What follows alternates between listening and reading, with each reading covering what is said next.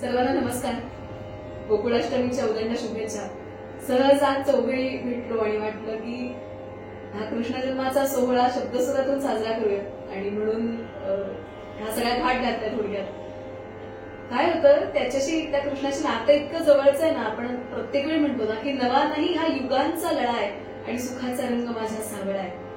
तर या सावळ्यासाठी आपण सतत कुठे ना कुठेतरी गुंतत राहतो, कधी सुरातून, कधी शब्दातून, कधी परिस्थितीतून, तर कधी मनस्थितीतून. पण आत एकदा का आपल्या मनाची राधा झाली की मला असं वाटतं की आपोआपच इंद्रियांचा गोपाळकाला होतो आणि मनाची गोकुळाष्टमी होते. मग कृष्ण जन्म व्हायला किती वेळ लागला.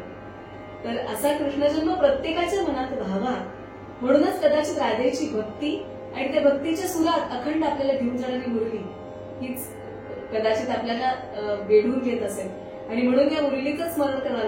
पण ते करत असताना तिची ताकद अशी, असं म्हणतात की बाज का तुकडा जो बोला है, 7 सुरों में जो बोला है, कान्हा ने परी जो फूक तो पुरा ब्रह्मांड भी डोला है. या अवघ्या त्रिभुवनाला आंदोलण्याचं सामर्थ्य या मुरलीत आहे. तर ही मुरली आमच्या प्रत्येकाच्या आत वसू दे आणि त्या भक्तीच्या धारेत आम्हालाही राधा होता येईल.